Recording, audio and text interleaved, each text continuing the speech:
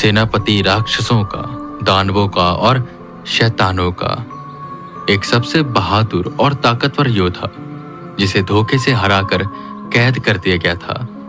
पर उसे ढूंढा एक जापानीज योकाई रिसर्च टीम ने, जिसने उसके ब्लड से बनाया एक पावर अप जो यूज करती है WWH ऑर्गेनाइजेशन।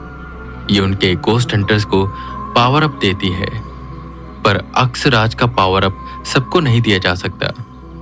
सबको मिलता है बाकी क्रिएचर्स का पावर अप और कुछ खास लोगों को ही अक्सराज का पावर अप दिया जाता है।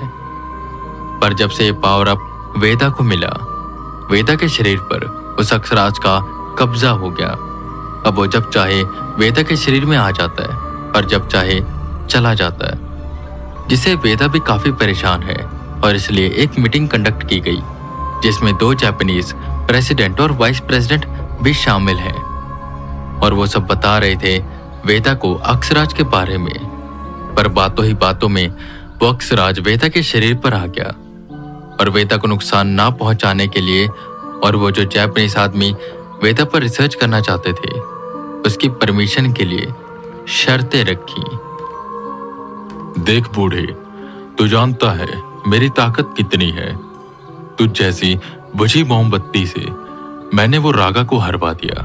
तो सोच, अब मैं इस शरीर के अंदर हूं जो मेरी शक्तियों को संभाल सकता है, तो मैं कितना ताकतवर हो गया हूं। मेरी शर्तें मान ले, मैं वेदा को नुकसान नहीं पहुंचाऊंगा और जो तू चाहता है वो भी हो जाएगा।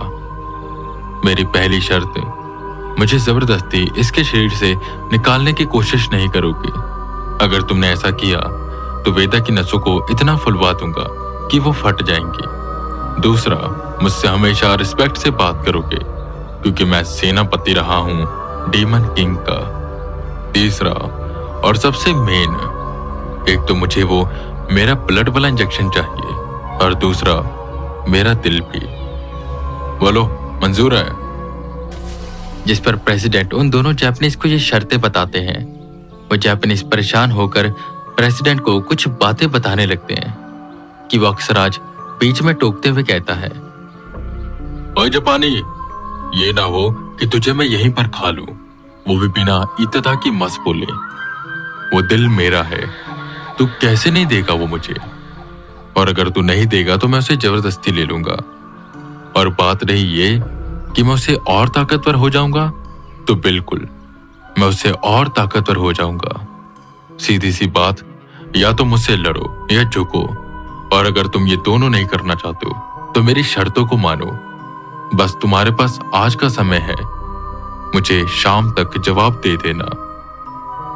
इतना बोल एकदम से वेदा बेहोश हो गई। जब उन्हें होश आया वो उठे तो बिल्कुल सामान्य थे।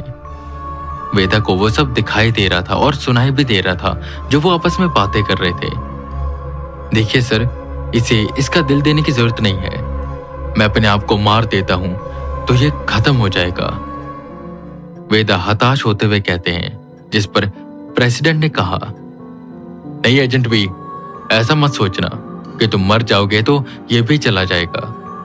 तुम्हारे मरते ही तुम्हारी आत्मा इस शरीर से निकल जाएगी और ये शरीर उसकी ताकत को संभाल पाता है। वो तो इस पर पूरा कब्जा कर लेगा और फिर हम इसे हरा नहीं पाएंगे। अभी तो तुम हो तो इस पर थोड़ा कंट्रोल है। खैर, इस पर हम शाम को बात करेंगे। हम किसी न किसी सोल्यूशन पर जरूर आएंगे। तुम जाओ और रेस्ट करो और ज्यादा मत सोचना। इतना बोल उन्होंने वेदा को जाने को कहा और उनकी मीटिंग जारी रखी। वेदा को कुछ भी समझ नहीं आ रहा था कि आखिर ये सब हो क्या रहा है और ये बला कैसे उनके गले में फंस गई।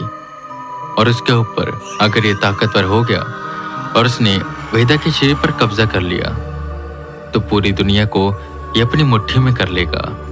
और जो शरीर वेदा को दुनिया को बचाने के लिए मिला है, ये उसी शरीर का उपयोग दुनिया को खत्म करने के लिए कर सकता है। और वेदा को यह भी लग रहा था कि ये कहीं न कहीं उनकी वजह से हो रहा है।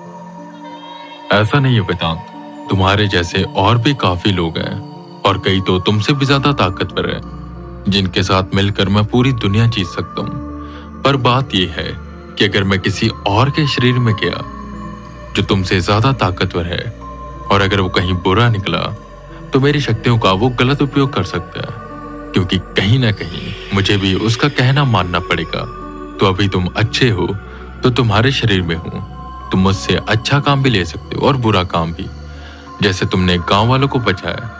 पर फिर भी तुमको लगे तो मेरी शर्त में एक चीज है, इंजेक्शन, वो तुम ले लो बस। और अगर कोई तुमसे ज्यादा ताकतवर शख्स दिखे, बस उसे लगा देना, मैं उसके अंदर चला जाऊंगा। पर जो बातें मैंने कही है उसे याद रखना। कहीं ना कहीं वो अक्षराज गलत भी नहीं था और उसने अब तक वेदा को नुकसान नहीं पहुंचाया था, बल्कि वेदा की जान बचाई थी और किसी इंसान को भी नहीं मारा था। पर वेदा को ना जाने क्यों ऐसा लग रहा था कि ये बस अपना दिल पाने के लिए ये सब कर रहा है, और एक बार अगर उसे दिल मिल गया तो ये अपना असली रूप दिखाएगा। पर अब जो भी होगा वो प्रेसिडेंट के डिसीजन पर होगा। तो वेदा ज्यादा ना सोचते हुए आराम करने लग जाते हैं। शाम हुई, उनकी मीटिंग अभी तक चल रही थी। वेदा को बुलाया गया और वो सब एक फैसले पर आए। प्रेसिडेंट ने प्रस्ताव रखा, अक्षराज, मैं जानता हूं तुम मुझे सुन रहे हो। एजेंट वी के शरीर में आकर तुम्हें बात करने की जरूरत नहीं है। हमने तुम्हारी सारी शर्तें मान ली है, पर बदले में तुम्हें भी हमारी कुछ शर्तें माननी होगी। पहला, तुम एजेंट वी के शरीर में रह तो सकते हो, पर तुम एजेंट वी के परमिशन के बिना बाहर नहीं आओगे, और एजेंट वी के कहते तुम वापस शरीर में चले जाओगे। अब बारी आई दूसरी शर्त की, तुम किसी भी इंसान को कभी नहीं मारोगे, राक्षसों का साथ नहीं दोगे और ना ही शैतानों का साथ। तीसरी शर्त, दिल हम तुम्हें दे देंगे, पर तुम उसे तभी खाओगे जब तुम्हें लगे कि तुम्हें इसकी जरूरत है। और हाँ, ये योकाई पर रिसर्च करते हैं, तो तुम्हें इनकी रिसर्च में हेल्प करने के लिए योकाई पकड़कर देने भी पड़ सकते हैं। अगर तुम्हें शर्त मंजूर है तो तुम शांत रहो, पर अगर नहीं तो तुम बाहर आ सकते हो। जिस पर थोड़ी देर तक वो नहीं आता और सबको लगता है कि उसने मंजूर कर ली बात, कि तभी वो बाहर आ गया। तुम्हारी सारी शर्तें मंजूर हैं, बस एक बात है, 5 दिन में एक बार वेदा यानी एजेंट वी को मुझे बाहर बुलाना पड़ेगा, और तुम वो दूसरा इंजेक्शन भी इसे लगा दो, नहीं तो कोई और अगर उसे लगा लेगा तो वो मेरी पावर को यूज कर पाएगा। जिस पर प्रेसिडेंट ने हामी भरी और वेदा नॉर्मल हो गए। मैं जानता हूँ एजेंट वी, मैंने गलत किया, बिना तुमसे पूछे उस अक्षराज को तुम्हारे शरीर में रहने को कह दिया। पर ये जरूरी है क्योंकि वह जबरदस्ती भी ये सब कर सकता है। आई होप तुम्हें हमारी शर्तें और उसकी शर्तों में कोई दिक्कत नहीं है। निराश मन से ही सही, वेदा हामी भरते हैं और प्रेसिडेंट अपनी बात को आगे बढ़ाते हैं। तो एजेंट भी, जापान तो तुम्हें जाना पड़ेगा, तो इसी के साथ इनके कुछ योकाइस के मिशन है, तुम उसे पूरे कर देना। मतलब अक्षराज की मदद से तुम्हें उसकी ज्यादा पे मिलेगी और it's win win situation. Japan भी घूम लोगे और इनकी मदद भी हो जाएगी। वेदा इस वक्त बिल्कुल अपने होश में नहीं थे, वो बस हामी भरते जा रहे थे। और यही हामी भरते भरते वो निकल जाते हैं उन 2 जापानीज के साथ जापान, टोक्यो।